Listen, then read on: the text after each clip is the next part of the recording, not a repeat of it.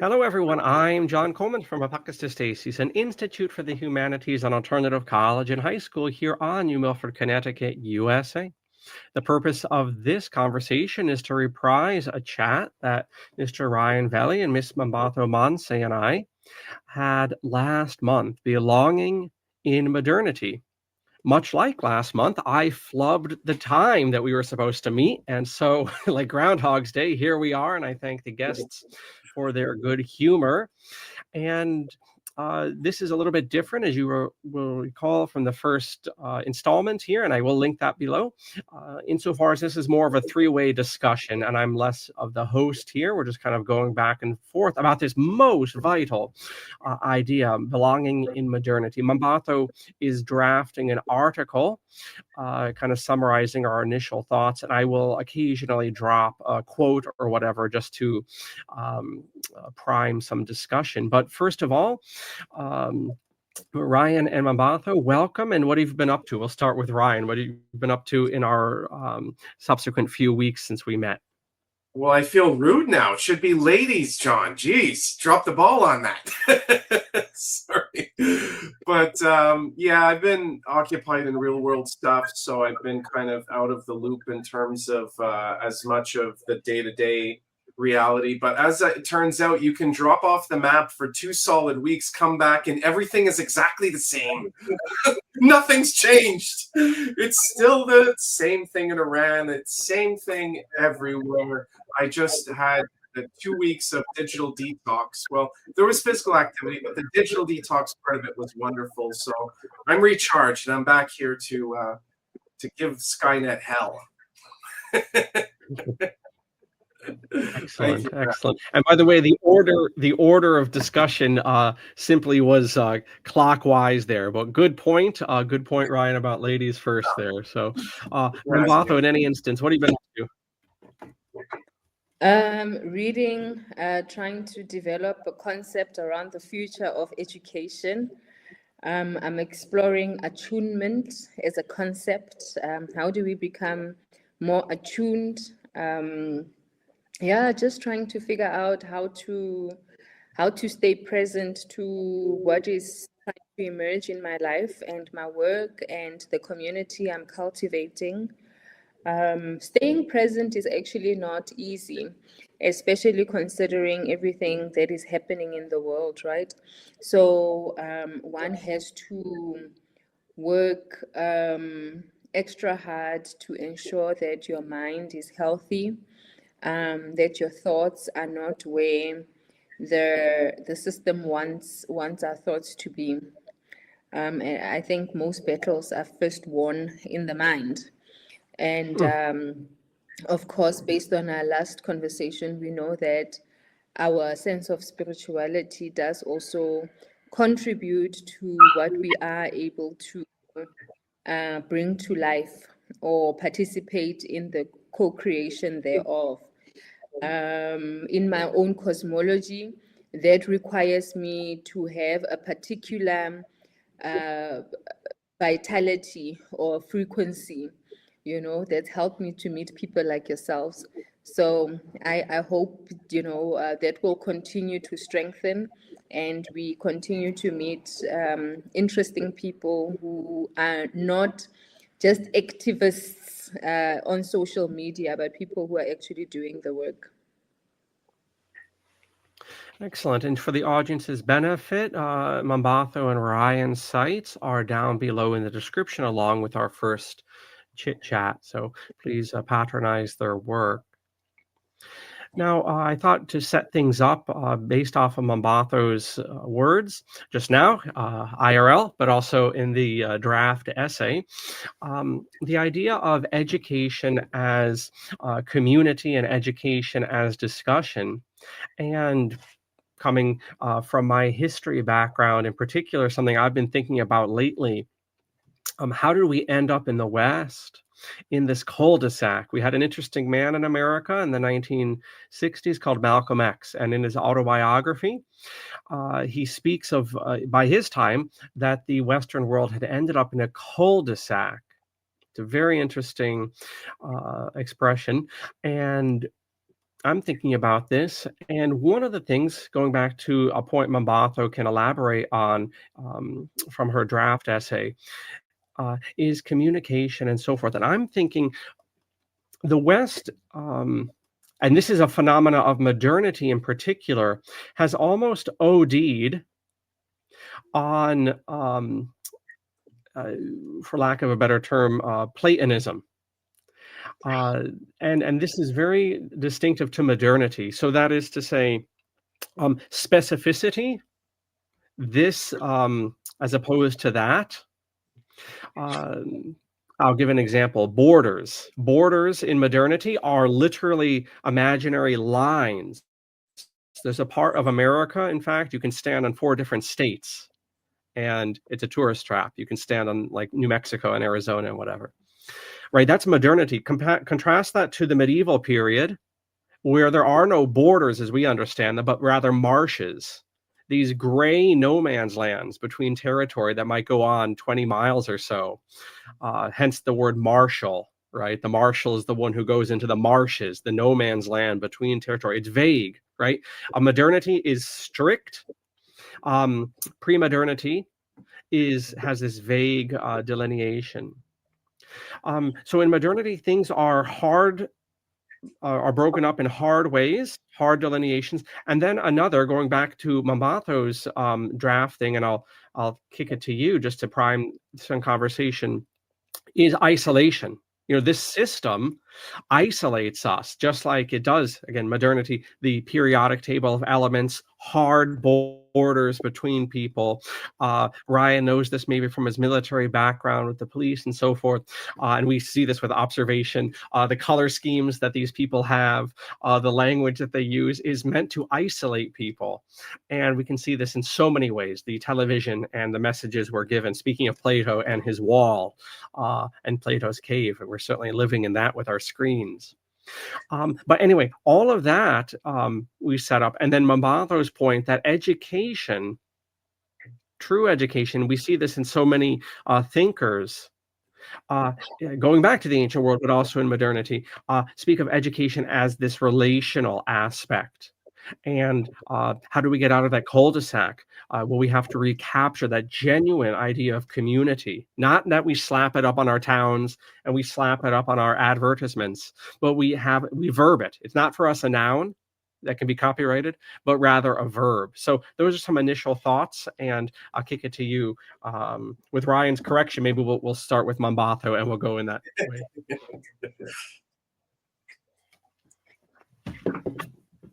Thank you. The issue of separation, and I mean, scientists can speak about evolution, right? And it's okay. We can think about evolution and just the history of the earth, the history of human beings, and things or developments throughout different civilizations that have led to different beginnings or endings, right, of time periods, of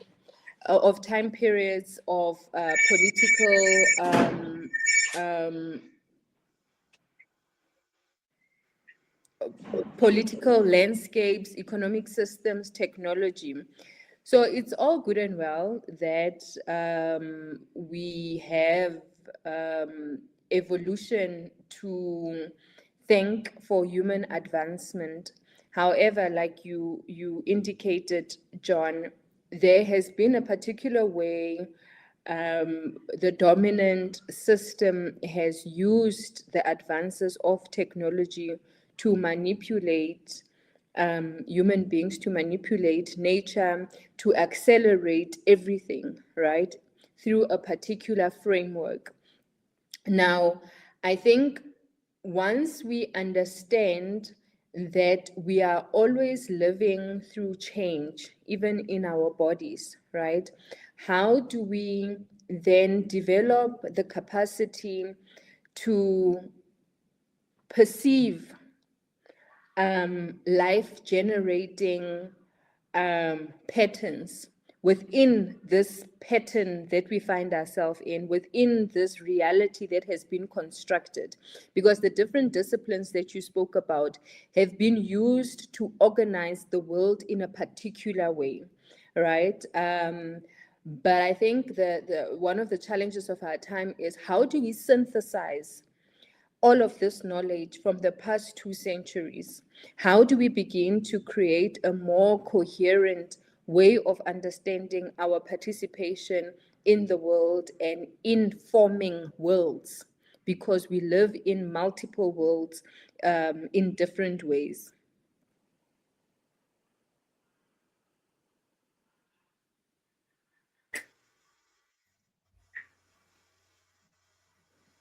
And Ryan, what would be some thoughts you have on belonging modernity, especially this idea of the isolation of the individual and the opposite of community in these dynamics?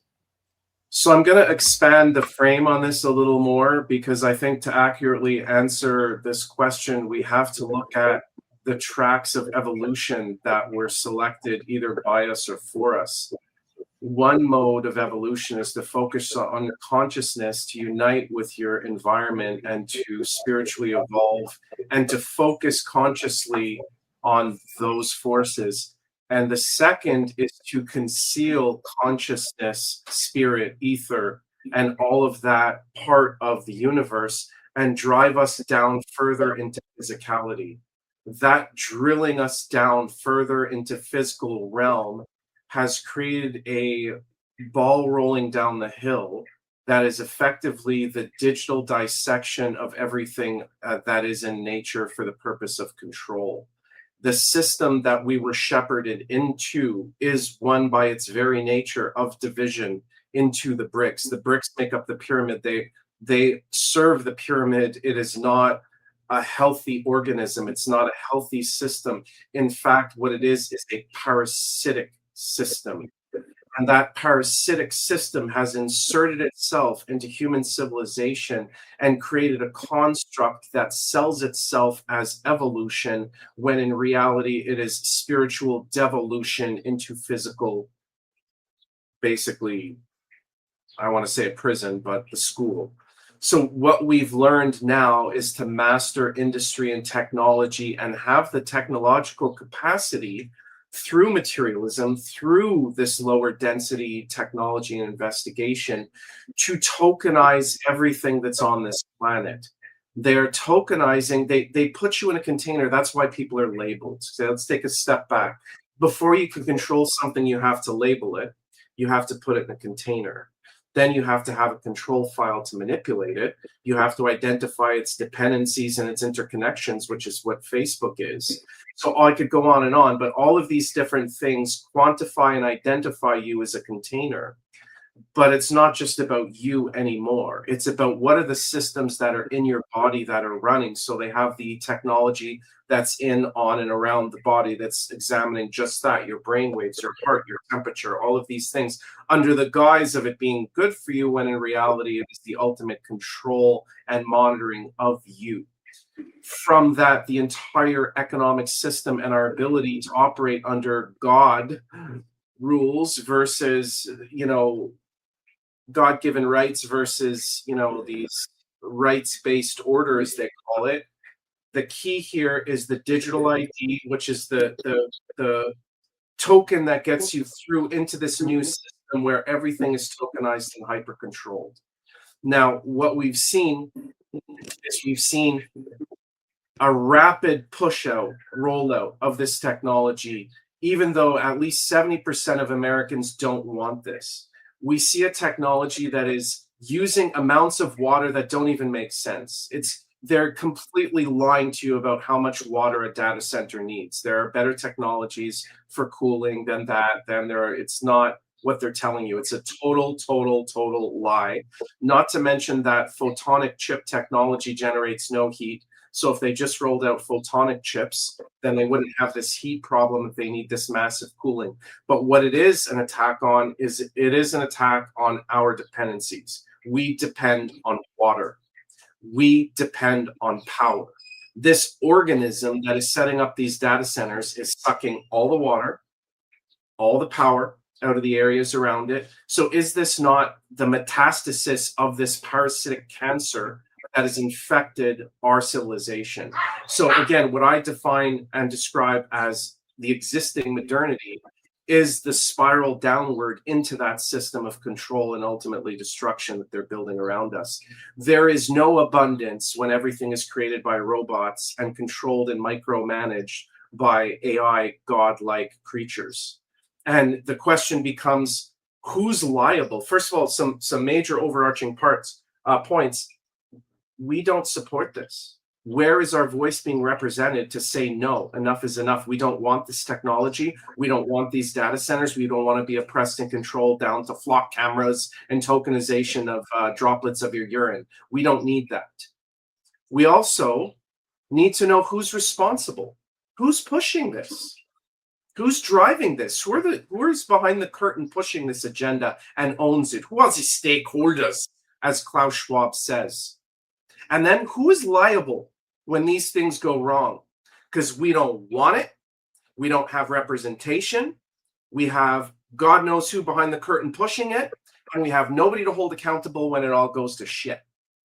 So those are questions I think need to be answered before we go any further into this modernity that is like a pre-packaged pathway that we're being managed onto like sheep on a path to the slaughterhouse. It's not our choice. This is something that has been put on us. So that's my take on it. And again, I love Plato's Cave. That's a wonderful analogy of trying to awaken people to the alternative pathway of enlightenment, which is through spiritual connection, not digitally uploading your consciousness into the metaverse to be infinitely manipulated or oppressed or represented falsely. It's not cool.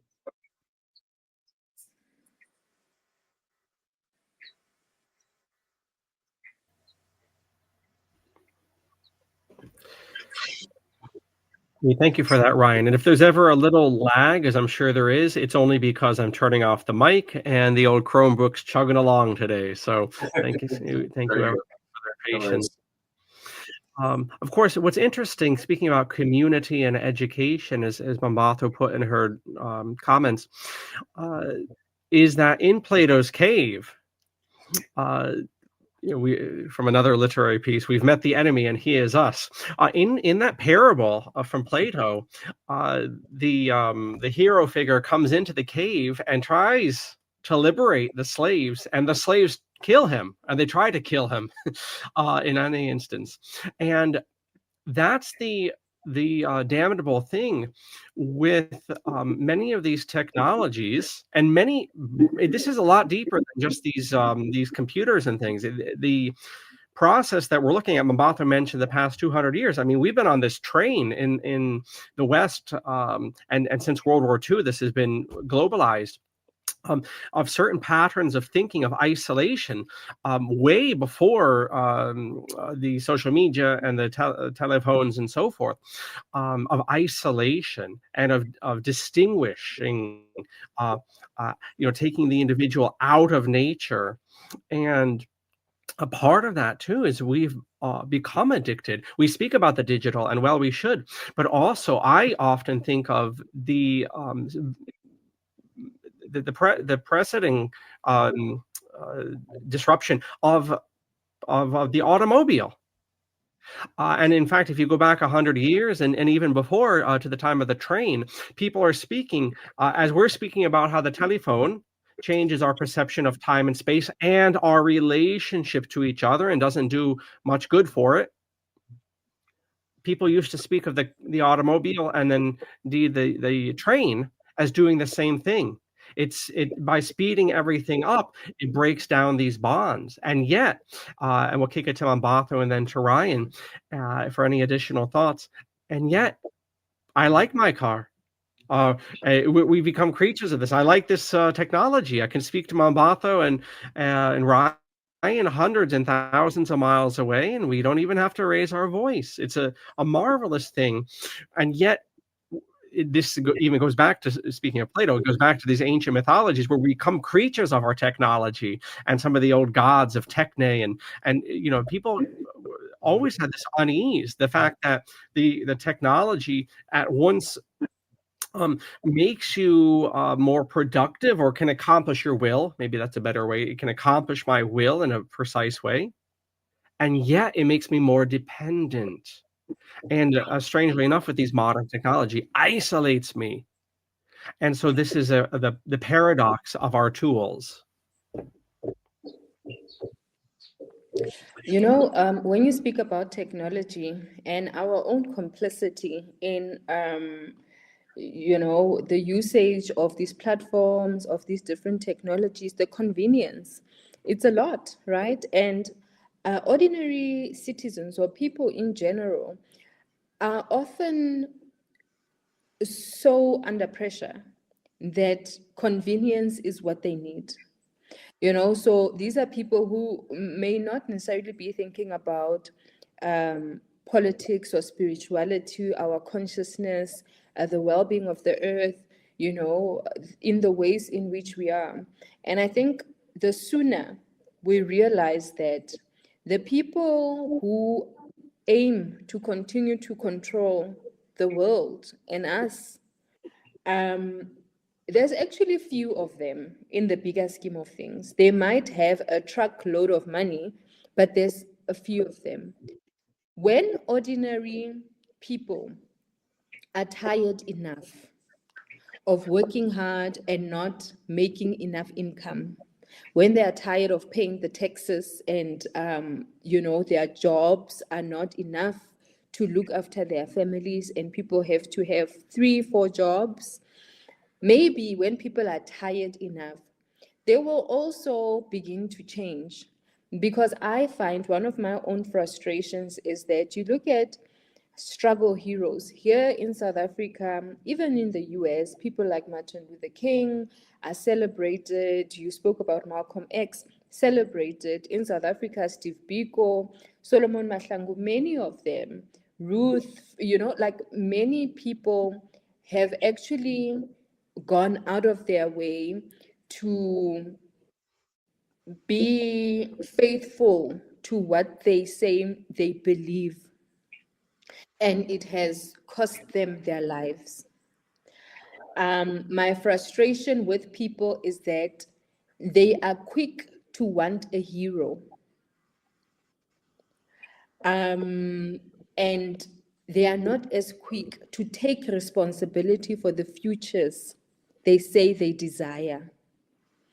And for me, it also goes back to how Jesus has also been framed as a savior, who, once you accept him as the savior, you don't have to necessarily do anything for your own salvation, right? It's like saying, yes, Malcolm X, viva, you know, fight for us, speak the truth, forgetting that this person becomes a target because they are willing to talk and you are not willing to talk. And tomorrow, this person will be dead and their children will not have a father or a mother, and yours will, and you will continue with your life and complain from the comfort of your couch, right? So, in what ways can we as citizens begin to stand up for ourselves? When we think about agency, even here in South Africa, in Africa, the conditions people are living in are horrible. Why are people accepting these conditions? What does it say about our own sense of agency and our own sense of accountability? You look at corruption in Africa as an example. Corruption is enabled by ordinary people who work in government municipalities, who work in parastatals, and so on, right? It is the same corruption that makes sure that children in a village do not have a proper sanitation system in their school.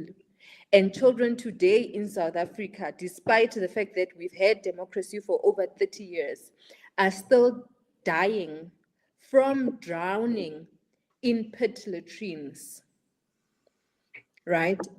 And then we have crazy reports of corruption, millions and billions of money that has been taken out of the state coffers to sponsor people's crazy lifestyles. So, at what point do citizens of the world say enough? And I think it's easy to blame the Donald Trumps of the world. It's easy. It's an easy cop out. But in what ways are we participating in enabling them? In what ways are we not changing our consumption patterns?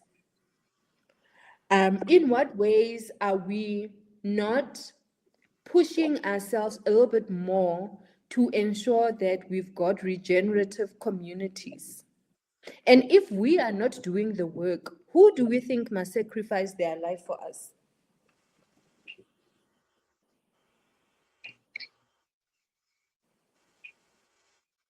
Profound questions, and I agree with you wholeheartedly. And absolutely, I've been trying as well to motivate people to actually find the power in themselves and find their own mission.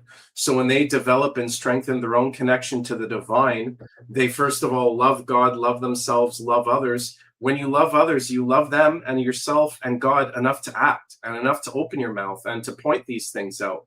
But what I see happening is a lot of people that have been probably conditioned since birth to blame somebody else or explain away their evils. So they say, well, everybody else is doing it, and my kid, I can do good with this money if I do it too, and my kid will have nice shoes.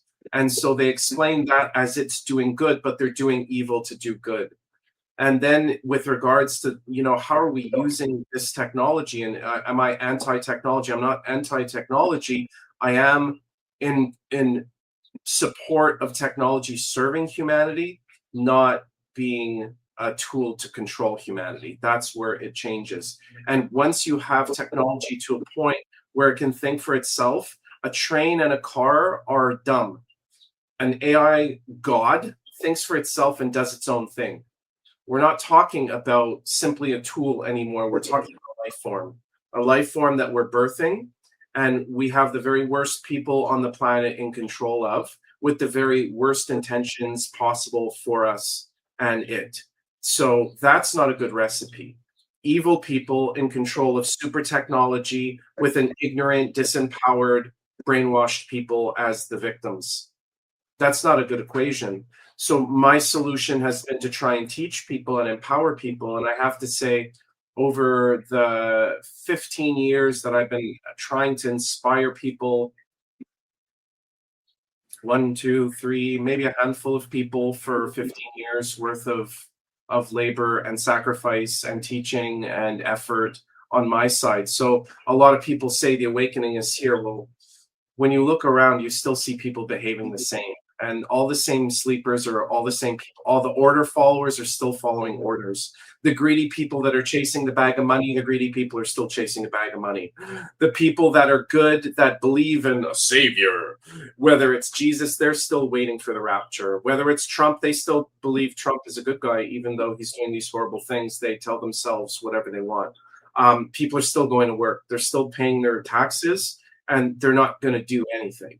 So that's the problem, absolutely, is that almost all people, with the exception of about 3%, when push comes to shove, will just fall over, bend over, and grease up. So that's 97% of people that are just completely, they might as well not exist because they just do whatever they're told, and they'll never be of any use to any anti-system action because they're just not capable. They don't have the wiring in their brain or their nervous system to comprehend this. And they've conditioned themselves to explain away their condition as the right condition, as a good thing, as being good people when they're not good people. Doing nothing against tyranny doesn't make you a good person. It makes you a piece of shit that's part of the problem. And that's our problem on this planet. I agree. It's the people we serve that allow us to go down with a million arrows and not wager a defense for us. When we're fighting for them, they all just don't care. So all the former, look at Kennedy. Kennedy got his brains blown out as well, and all these other, Martin Luther King and Robert Kennedy, and all these people got their brains blown out on the street. And what did the people do? Nothing. They still continue to celebrate Martin Luther King Day today. I mean, I'm sure a lot of community good work is done on that day, but have lives actually changed as a result of the memory and the legacy of someone like Martin Luther King? So there are many questions we should be asking ourselves, I think, as people who are participating in this world. And I often think maybe we don't have the courage to ask ourselves difficult questions that can give us the answers or make us develop the answers that hold us accountable, because it's going to take a lot to create a different reality, to create different systems. It is going to take a lot. But like you said, Ryan, many people are okay to sit back. If it doesn't affect me, I've got my little whatever, I can take care of my family. That's that. And that sometimes, because I experience that a lot, I sometimes wonder how people feel inside of themselves when they see so much injustice and they can be neutral or unaffected. What does it mean about the nature of your personhood? And at the same time, I think because I've spent such a long period in my life being an outsider, having done my healing work and continuing to do, my recovery work, is also helping me to understand the ways in which I'm different. Whether I'm different from people I was born with, meaning family, or even the communities I've belonged to. It's just been amazing to see how, and I suppose this is where the educational component comes in, of relationality, seeing what stirs me into movement, seeing what inspires me, and how other people are not particularly inspired by those things. I think part of my attempt at being nonviolent and also not projecting my own perceptions and my own internal suffering, right? Because it bothers me a lot when I see other people suffering. It bothers me a lot that the world is in the state that it's in. I'm also becoming increasingly aware of how my own consciousness or my awareness can easily become a dominating force in someone else's life. Who decides who gets to wake up when? I don't know. But I'm grateful that I have woken up to what is going on here, and I'm actively involved in contributing what I can. And I'm also working on like being less or being more compassionate in a way that makes me less frustrated by people who are not doing anything. I'm trying to keep that balance because it's hard. And I'm sure, Ryan, you'll know our own projections also tend to reveal a lot about where we are and our expectations. Are we able to look at someone and understand their worldview, their ability to do or not do, and not have a judgment about that? I don't know. It's I hard. think that's the key, is to try to detach yourself and not judge, and to look at it. I just look at it as a personal, it's my own movie, and I'm doing my best, and I answer to the divine creator, and I will have my chin out and standing straight, and I'll say I did my best. I did what I could. And if it doesn't work, or people choose a darker path, well, it was either inevitable, or, but I will do my best. So until I drop, that's what I'll do. And again, I try to detach myself from the what's actively ongoing. Maybe in the last stage, the last mile of the race, it all changes. And everybody we've come across, there's a mass really stimulation of moral conscience, because that's what it is. People have put their moral conscience aside to belong in a society that is inherently evil and is there to oppress us and has no voice for the people at all left. And anybody that does rise high enough is killed or co-opted, and that's just the way it is. And this system is constructed exactly to channel and filter people who want to change the system in a positive way into a dustbin, and that's it. That's where we go. So it's like there's a whole pathway. Try and change the system, and off the cliff. That's they guide us. So we have to change in the way that we expect the system to serve us, and we're expecting the wrong thing. We should expect it to be in opposition to us, and if we could use it in some way or co-opt it in some way to do something for the people, like give some kids in a school water and sanitation and plumbing, which should be like a no-brainer. But that's what it is. If we can use the system in good ways to maybe make roads, that's great. But we just have to see that where it's going right now is really bad, and it's happening really fast. So I don't know how much time we have to respond or to train or make people aware how bad it is. But I am encouraged by the opposition to data centers, which is, I think, super important, because it shows that people are paying attention to that, and it's now affecting their dependencies, their power bill, their water bill, their ability to access their dependencies are now being assaulted by that, and hopefully that'll be a catalyst to something greater. And what you expect from a system that's about manipulating human beings is laws that will make it more stricter penalties, that call you a terrorist if you oppose data centers. They'll create some new name. You could expect some new name for anti-AI terrorists. They'll create some snazzy name.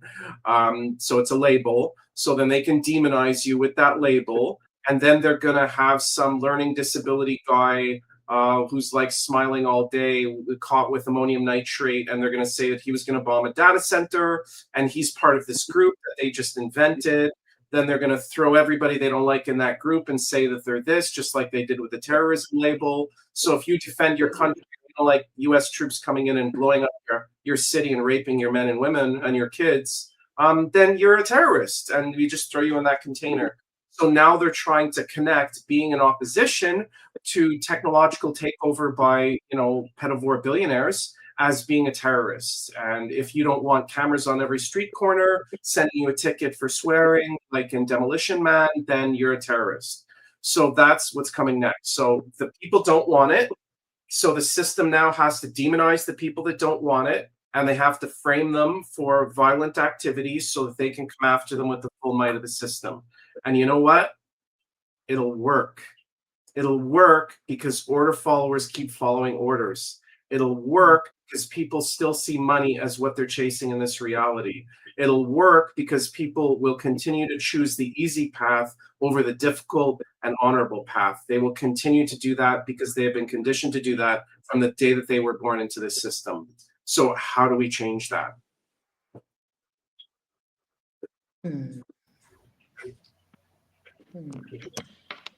It's funny you mentioned, and there's so many examples of this, of virtuous people being co-opted by the system. I remember a few years ago, there was talk of putting Harriet Tubman, who was a figure on the Underground Railroad, getting slaves out of America into Canada. There was talk about putting her on the $20 or the $50 bill, which I think is still scheduled to happen. But I remember someone at the time saying, I'm not sure Harriet Tubman would want to be on the United States money, but the system will co-opt. I mean, Harriet Tubman spent her entire life supporting the United States and its police, and yet the Borg comes back a century and a half later and turns her into a saint of the Borg. And that's exactly the thing, right? Where people think tokens fix anything. We do not need tokens. We actually need a just society. It's like the symbols as well.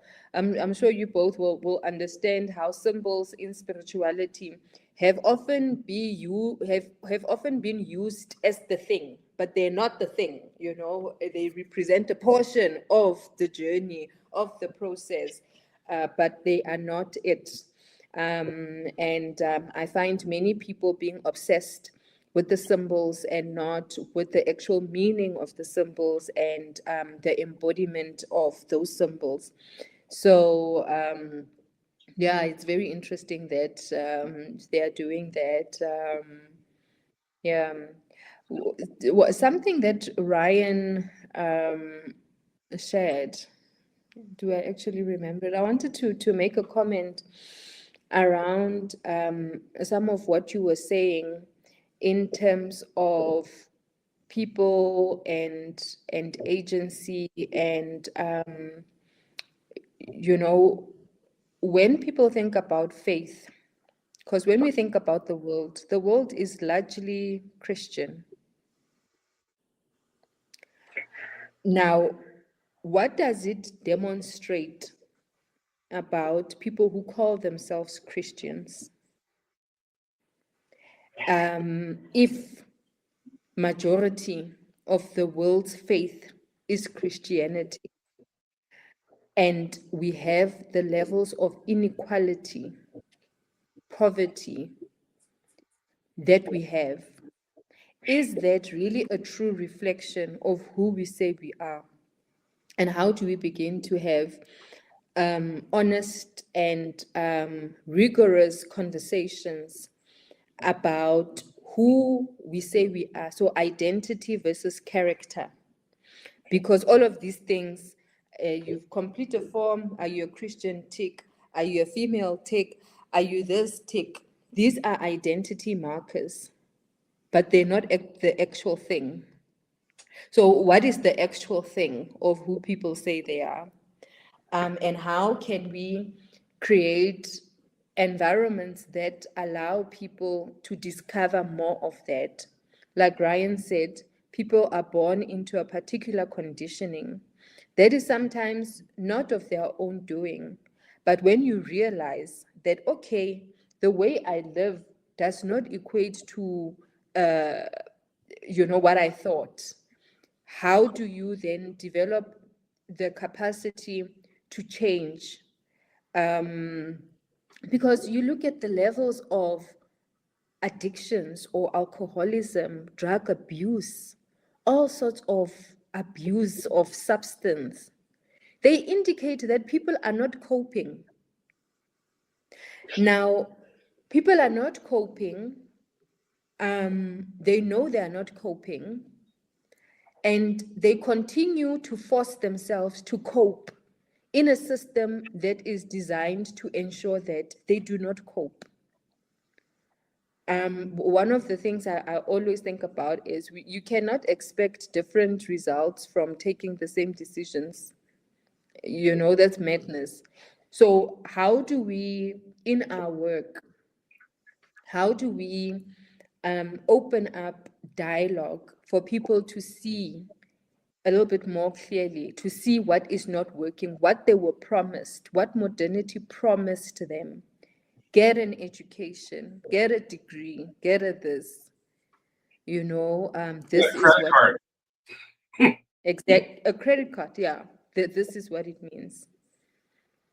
So how do people actually begin to see through all of those things and have enough spaciousness within themselves to at least think about choosing differently? Because I think that is where we are. How do we create conditions that allow people to pause long enough to recognize that they have the capability to make a different choice? So it does not have to be like this.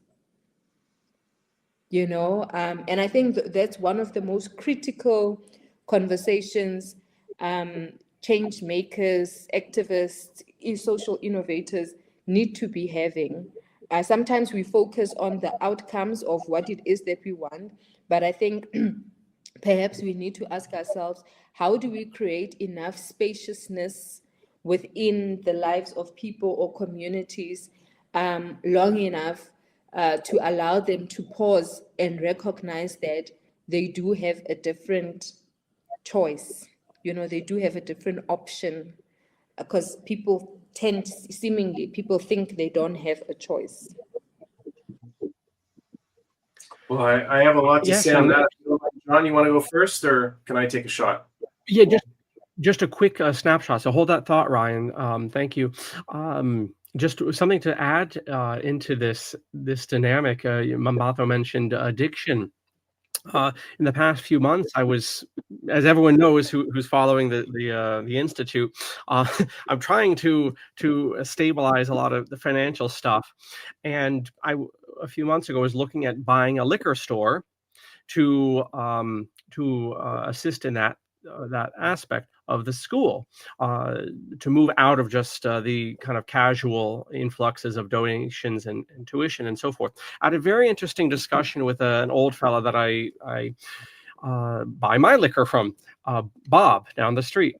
And Bob spent 45 minutes talking me out of buying a liquor store. And he said something very interesting, and this is most appropriate to this kingdom and this society. He said, liquor stores don't make money. They make margins. And only the big ones with 10,000 foot of floor space, the real big fellas in 2 stories, the chains, the chain liquor stores, they make a little bit of money. Almost every other liquor store is breaking even, and the only reason they're doing that is because most of them in this United States are run by Indians, and they have their family living in the store, and they're not paying their kids anything, and they're saving money that way. That's how they're breaking even. Which caused me to ask, well, why then are there liquor stores in every corner, and pot stores, and whatever my vice is at the moment? And this is just another example or another angle I'd like to bring up, and then I kick it to Ryan for his thoughts on the whole thing in Mambato. Is it's not just a matter of we have the Borg enemy system and the control system and the bad guys and however we frame it, and us with whatever our weaknesses are trying to deal with this tyranny. But there's also this whole chemical dynamic that's at play, whether that's things of ease and pleasure of whatever substances that are put in front of us, or the dopamine stuff with the social media, or also to Huxley and Brave New World, the chemicals that are literally being dropped on us, the chemicals that are put in our water, the plastics everywhere, and all of this that does with the hormones, right? All of this manipulates the hormones, particularly testosterone, and frankly castrates the population. So even if I see what the problem is and I see the enemy, I'm so ground down chemically and physically by this kingdom that I can't even respond, even though my will wants to. So I wanted just to bring that chemical aspect up. A lot there, for sure. Let me just go back to initially what the first thought about religion, because the question of Christianity, I don't mean to offend anybody who identifies or labels themselves as a particular faith, but from my take and my perspective, when somebody says that they're in a religion, it means that they think they're in a team that has all the right answers. And I think that's very naive. So I would encourage, first of all, the reading of your own text, no matter what it is you say you believe. Most people have not even read it. So the ability of the control system to manipulate the message is aplenty because they don't read it. And then other religions, they just read one book. How are you going to get a whole picture of spirituality and God in one book from one viewpoint?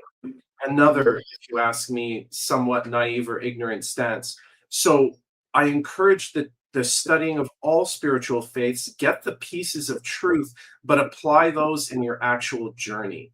And a recipe that you can't go wrong with is love God. What is God? God is the consciousness that we all exist within. It's in everything. It's in the plants. It's in the people. It's in everything. When you find that respect for all of creation, and you have the capacity to love creation as God loves creation, then God will manifest inside you. That is where we get to self-love. So you have imperfections like everybody does. You're designed with a certain template to experience a certain role in this play. When you see the perfection of the divine, you see the perfection in yourself. Then you can look out at the world and see that in context where this soul or where this person is, and you see them for what they are and the level they're at, and you try to love them as a parent, as somebody who has the divine consciousness, the parent and God of all within. That changes. That's when you get compassion, which is what Batho expressed, is that you get compassion for everything, for any kind of a suffering. It's horrible. You feel it, and you don't want that to continue. So you love enough to do something about it. So when we're looking for something that heals this planet, it is love. As cliche as that sounds, but it's helping people find love. And that love doesn't mean from other people. That love comes in that order: God, yourself, and others. When you love yourself, you have self-respect. You don't lie. You don't cheat. You won't allow yourself to do those things because you love yourself. But when you hate yourself, or you've been convinced to do things that are horrible, you seek treatment in those anguishes through stimulants like alcohol. I'm really not big on alcohol, although I do have, I like a pint in a pub and all that. It's my upbringing. But I know that if you drink enough, you are opening yourself to attachments, and you have to be very careful with that. So it is kind of dancing with the devil. So I'm not big on that. However, something that helps people get out of their egoic mind is psychedelic and spiritual experiences that I do think can be used constructively, like ayahuasca, like medicinal mushrooms, all this plant-based medicine, including cannabis, which has been very helpful to a lot of people with post-traumatic stress, etc. I'm not saying you should get blasted. We all like that here, right? We're on the same team with that. So I think that's what a lot of people are, is they have that void, that emptiness in their heart, because they haven't invited God. The divine spark, which is the only thing that can fulfill you with it from within. It's the only internal engine you can ever have. Everything else is temporary, and it'll consume things in and around you. So if you try going into any of the 7 deadly sins, it just sucks. It just sucks energy, and there's never enough. There's never enough food. There's never enough sex. There's never enough money. When you give in to that, it's a black hole inside you that sucks in everything that's good, and it destroys it. So to use the 7 virtues, it means you're a wellspring of kindness, of love, of compassion, of understanding, of wisdom, of all of these things that literally changes the morphogenic resonance of the field around us. So we do stimulate and spark others. That's why, again, I wouldn't be doing this if I didn't think we could spark. But that's our goal. We need to spark more people with the energy we emit, while staying alive, because if we're not alive, we can't do that mission. So in order to do that, I think we do have to cooperate in something that we have not seen before. What we've seen before is very small, cultish types of things, but we are a growing network of people who genuinely want good for this planet and serve nature and the divine consciousness in everything. And we transcend color, race, religion, gender, all of those different things. So if there is a way that we can work together to use all of the different things that we bring to the table, then we could perhaps sway things in a direction that's positive. Or if we can get enough of traction going, then who knows? You start off on a pathway and you never know what spirals from it. But then, yeah, so that, I guess that was the gist of it. But the chemical issue too, John, just again, when I go to the US and I'm there for a prolonged period of time, I start to get sick. I start to gain weight. As soon as I leave and get back to Canada and I start living a bit normal again, I start to lose weight. I start to feel better. There's like 60 different chemicals, at least in the US, that are highly toxic, that are put in the food supply, that are not in Canada and that are not in Europe and that are not all over different parts in the world. So to me, the United States population is definitely being targeted for this weakening because of their rights and their ability to bear arms, their ability to access the internet and think a little, further than most.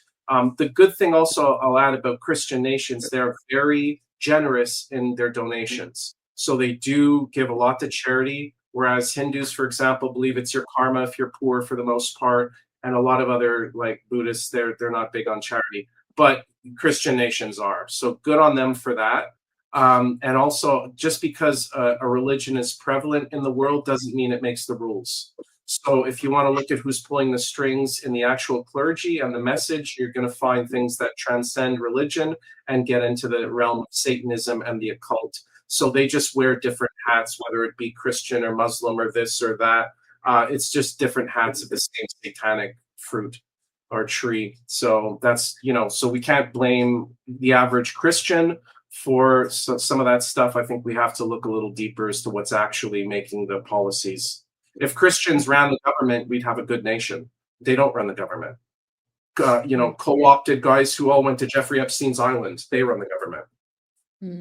But how do we know? How do we know? Because, for example, in the US, one of the big things is that Trump uses the Christian family standard of what is correct. So when he attacks, or when they attack gender issues and all of these things, they refer to the Christian, what do they call it, core family, a nucleus, right, as an example of what can make America great again. So in as much as the religion itself is not the thing, but I think some of my own critique about politicians in South Africa is that these people are people's fathers, people's uncles, people's brothers, people's husbands. So it's not like the people who are making these decisions are somewhere, they are the government. The government institutions are controlled by people. People sign documents, people sign legislation, and so on. So I think our idea of the government or institutions needs to be less organizational and understand that institutions and institutional culture is created by people. And these people, their fathers, their mothers, their brothers, their uncles, etc. They are our neighbors. So we need to be very careful about how we speak about some of the challenges that we experience in a way that does not make us to have a very abstract view of human agency, and just to go back to your comment about chemicals, my work focuses on epigenetics. I work with epigenetics and ancestral trauma or metaphysical violence to bridge spirituality and the biosciences. So I tend to refer to biospirituality a lot, right? Because we need to look at our biology. We need to look at our ecology or ecological systems in order to have a deeper spiritual life. And I agree that GMOs, chemicals, are part of the strategy for how human beings are being dumped down. Ordinarily, a healthy person should be able to sense things, like your emotion, your senses must work well, optimally. But most of the time, it does not. Our bodies don't work the way God or the way we were designed for our bodies to work, because we are disconnected at a cellular level through the food we eat, through what we consume technologically, because that wires our brain patterns and so on. So the challenges we are faced with are quite extensive. Yeah, I agree. The first thing you mentioned, though, was about not Christianity. I'm sorry, I flubbed this. I usually have a list of things, and I missed my list there for a second. Definitely, I'll just mention with the chemicals. There are things that can bring you back to health that are out there. Infused hydrogen, different kinds of water, structured water.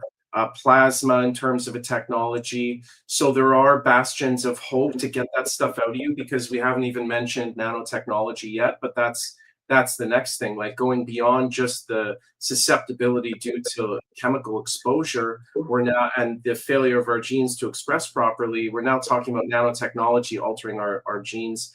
And I think it was Dr. James Giordano that was a DoD scientist, or DARPA, and he was openly talking about manipulating through nanotech our genetics to suppress the God gene, which is our quest for spirituality. So I would propose that we know the path we should take by looking at the path that the enemy seeks to shut off. And if the enemy shut off our path to God, maybe that's exactly what we need to be working on to defeat the enemy. So they, to me, have shown what we should be doing, and it is cultivating that spark of the divine, which in my life, again, starts from soil health, water health, and works up. So I'm very much into rebuilding the soil and keeping it alive, and obviously sustainable agriculture and compost teas and electroculture and all that stuff, all that natural kind of living in harmony and growing abundance. Because I remember as a child learning about, I think it was the Ethiopian famines that were on TV all the time. Like, why do they have any food? It's like, it's a really hot climate. I'm like, they can't grow food. But the answer becomes, why can't they grow food? Because some government is funding, or some bank is funding some government to put in a bunch of guns and creating chaos and havoc, so nobody can grow and sustain a crop. So now everybody's in famine. Right? So they create conditions where you can't grow food in a place that's abundant. They say there's no fresh water when you can just drill down deep enough and you're going to hit water in some way, shape, or form. There's no shortage of water on this planet. So we're told that there's a shortage of water. You just drill down, you get it, for in most places. We're told that there's a shortage of space, when anybody who's actually lived outside of a city or been outside of a city can see that there's no absence of space. There's no shortage of space or abundance on this planet. All of these things are available. And that's why I like Michael Tellinger's work. We mentioned him last time as well, but I think his model is great. And it's just building abundance and food forests and bringing communities together to solve the problem of dependencies and food.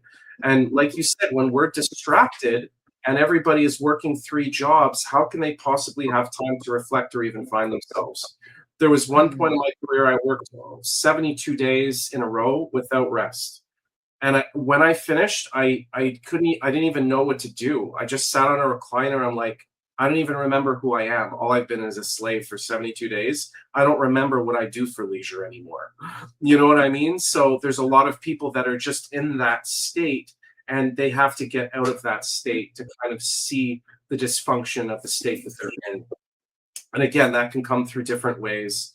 Maybe it'll be something on a global scale, maybe something like, a mothership will show up, or I don't know what it is, but something on a global scale has to attract the attention of this planet to open up our imagination and our hope for the future in a real way. Not just hope in some BS politician is going to provide us hope as a cake to feed us, Now, it was about Trump and kind of using Christianity and family values as a way to kind of, I think it's a false flag.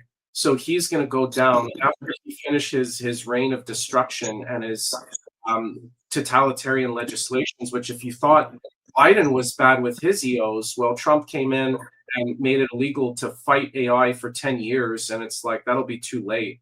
You know what I mean? So he's had some pretty wild executive orders himself. And what he's doing is he's putting this whole Christian values thing as a shroud. And when it fails, you know what people are going to blame? They're going to blame family values. They're going to blame the things that he claimed to represent but didn't. He doesn't represent any of that. He's Shabbat Lubavitch. He's always been one of them. He's always been one of them. I'm like, oh, McFly, he's not one of us. He's a billionaire. He's been groomed for it. For God's sake, wake up. So he is now poking himself in something that's going to be blamed later. So don't fall for that trap. Family values and moral fiber are not bad things. Religious corruption is. But we need to find moral cohesion in some way, shape, or form with whatever structure is there in whatever nation it's in. So whatever we have to use to bring people together to stop killing each other and to stop screwing each other for money, let's use it. We still need that framework, if you will. Without that framework, it would be nasty. And just to interject here before Mabatho's thoughts, I recently published a short book, long essay, whatever, called "Who Are Children's Enemies?" And I noticed this too, how this idea, family values, but also in particular child protection, is being weaponized, especially with the digital stuff. And so you had, we'll say, 5 years of extravagant drag queen story hour in the libraries, Epstein stuff, and whatever, all sorts of madness. And so that provoked a large amount of Americans in horror at various of these things. And now, all of a sudden, you watch the television, you will see all the commercials for the social media.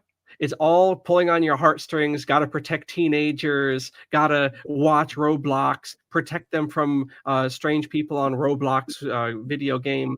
And it's this. See, the whole time for the past 5 or 10 years, we're going to be deplatformed by the so-called left, and it's going to be the DEI, and it's going to be all of this stuff. And then it's like a boxing game, right? Well, look over here, like Muhammad Ali, right? Dodge like a butterfly and fly like a bee or whatever.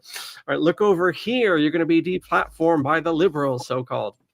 And then actually out of nowhere, you get the left hook of family values. And this is the mechanism with the digital ID and so forth in Europe and in Australia and so forth, where they test these things out because the chemicals maybe and the trauma from the world wars and things are maybe more resonant in those areas, and the populations therefore are more passive. So you roll it out to protect the children from strange people on the internet, and you get what you want, right? And you connect, and we all see this right now with these websites. You have to show your ID more and more, and you have to do the face scan more and more, and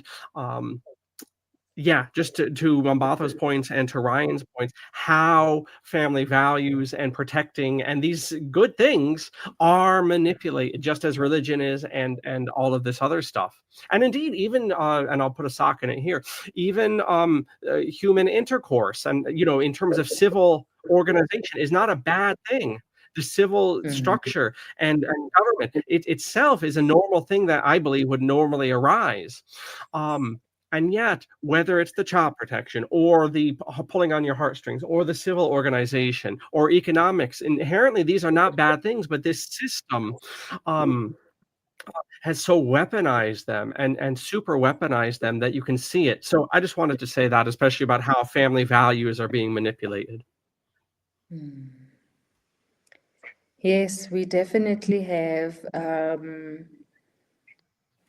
lot to reflect on and to put a light on in terms of what we have been made to believe and what the reality or the experiences of people are. And that's where my work in participatory action research comes in, but also my work centers lived experience a lot, because I think through working through our lived experience, we are able to develop transdisciplinary ways of understanding our life and the world we live in.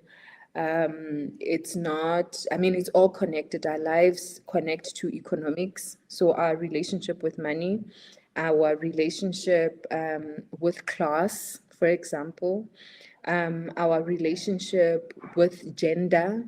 I think women and men are affected differently by the system, by modernity. And that goes into pop culture, right? So the things men and women are willing to do to their bodies in order to be sexy or to have the sex appeal or whatever, to be the Barbie doll, to be the perfect body, right? Issues around ageism. Why do people not want to get old? I mean, you're freaking 80. Why don't you want to have wrinkles? Or you 70, you know?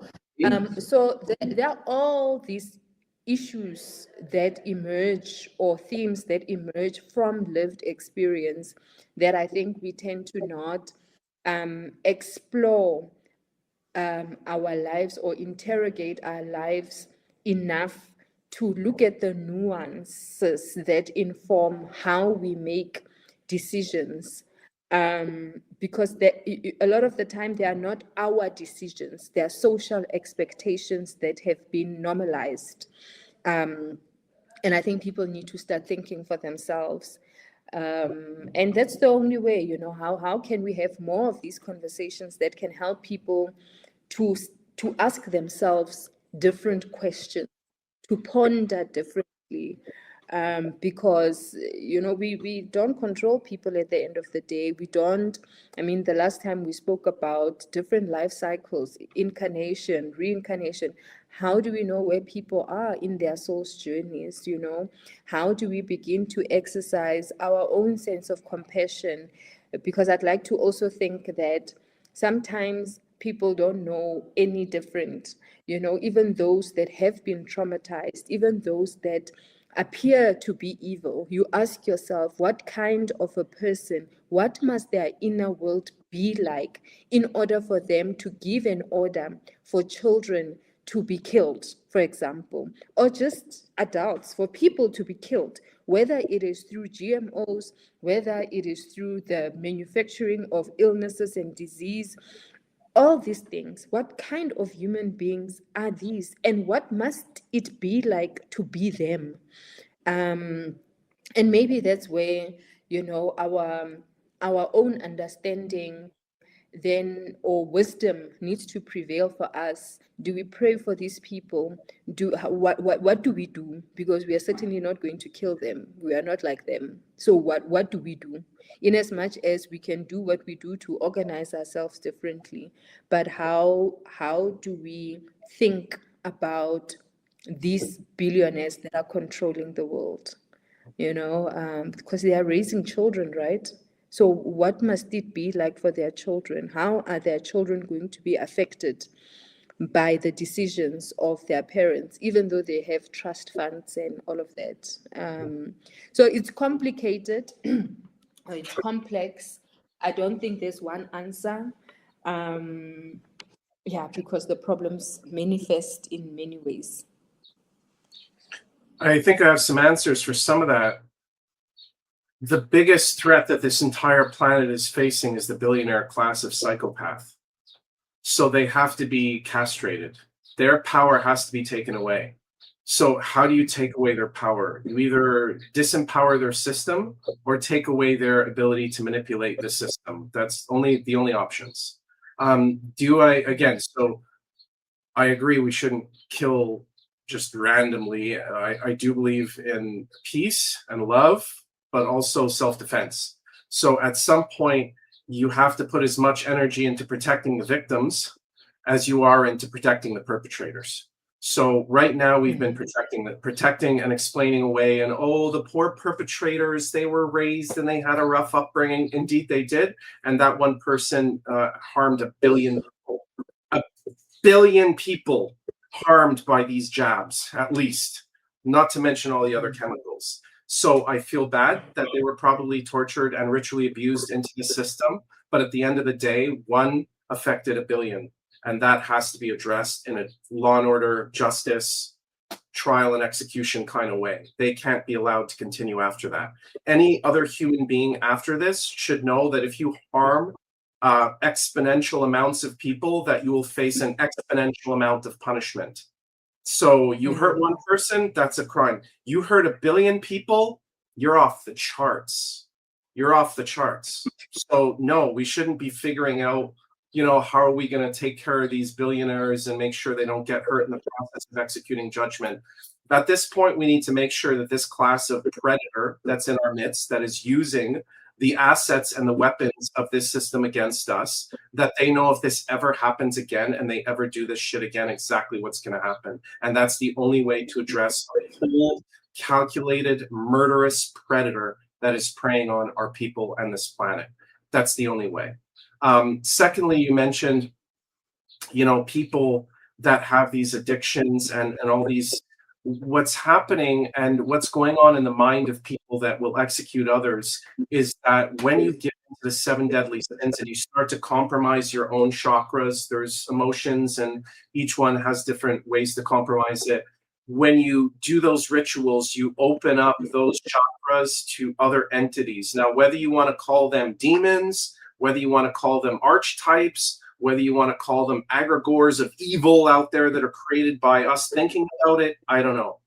The point is that some engine of wickedness is attached through an energetic cord to that individual and is now giving the orders. And the command and control CPU part of the human, which is supposed to be from the heart center where God emanates from, is now detached and removed from that shell. And that person is now just a vessel for wickedness.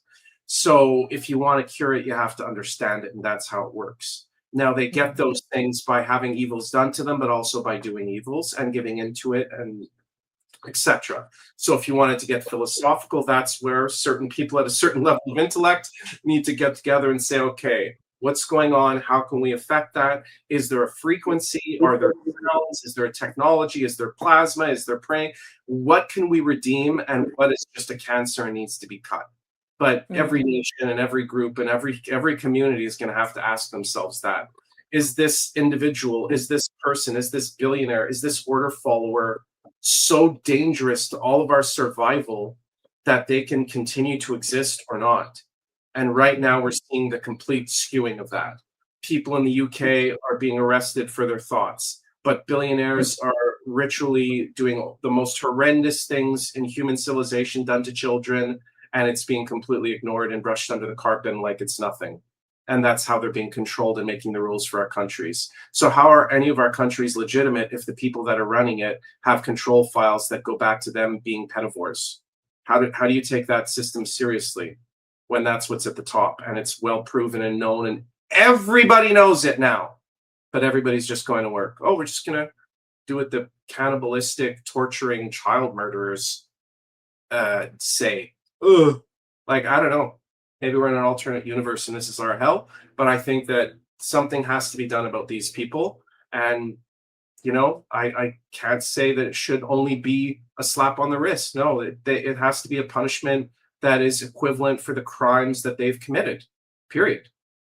So, no, I don't think we should send them to happy rehabilitation camps. I think they need to go on to their next life. John, I don't have a lot of battery life. Yeah. Yeah. Yes, well, that's a fine place. Stern words and stern words to put things down. Come on. No, that's a good bit there. But yeah, so we're running out. I know Ryan has some obligations coming up. The battery's running out for Mombatho. I have something coming up. So this is a good place to put down the conversation here. Hopefully we can pick it up down the line because there's so much here. I mean, there's that one sentence from Mombatho's draft essay about a dialogue in education and after our typical school years, and how this aspect of education needs to continue, spurred the past hour and a quarter. So there's very much to this topic, where we're at, which is where we've looked at so much, but also how we improve on this and how we replace this kingdom. So no doubt we have plenty of things coming up. For the sake of time, I'll just mention once again that our previous discussion is down below, as are Mombatho's and Ryan's sites and access emails and so forth. Any final words, the both of you? I think for me, let's continue talking. Let us continue sensing into how we can support each other, create regenerative ecosystems, and just keep healthy, because the battle is first won in the mind. So when we know what we are up against, and I think just for me at least, it's not an outward a journey per se, but it's more of an internal journey that gets illuminated outwards. And I think we need to remember that, because I know people who feel a lot go through a lot as well. There's a lot of isolation, there's a lot of not fitting into specific spaces, there's a lot of grief. And I think it's important to remember to nurture ourselves first, because we are of no use to our communities when we are worn out, and when we ourselves have not discovered or strengthened our sense of purpose and are feeling strong within ourselves. So self-care, and just remember to just take care of ourselves. I think that is such an underrated resource. It's funny you bring that up, because I had to get back to self-care because I was doing a lot of outward behaviors, and I literally in the last couple of days had to get back to just working out and taking the time to focus my mind and to recalibrate. And I think that's wonderful advice, and that's what hopefully in the summertime, especially where we are anyway, it's a good time to take vacation and to plan what you want to do with the rest of your life. And if the world is in support of that plan, or if the world is in opposition to that plan, and to be realistic about it. So look out at the world at some point and see where it's going. And you need to make a decision, like we all do, which way we want to go on that, and where we want to put our energy and attention and efforts. So I think that's all wonderful advice, and it's always a pleasure talking to you both. And it is a great thing that we have technology to connect people across the planet. And this is a great example of the positive use of technology for the elevation of human civilization, and not the control and manipulation of it. So I also am open to more conversations and expanding in whatever way you guys are interested in. I also am very interested in growing food and growing healthy soil and all that, and livestock and those things. So even those ground level projects I find fascinating, because that's like you just said, that's where it all comes from: healthy food, healthy body, healthy mind, and then healthy action after that. So it is a chain of events that starts really in the soil and the water that your food comes from, and that you're drinking. That affects your epigenetics as well. Thank you. Great. Well, to the audience, thank you for your attention. Thank you for your patronage of Mambatho and Ryan's and my work. You can find out our appropriate websites down below. And indeed, to Mambatho and Ryan, thank you for your time today. And again, thank you for your graciousness with my flub of the time zones once again. It's all good. Thank you both. Good.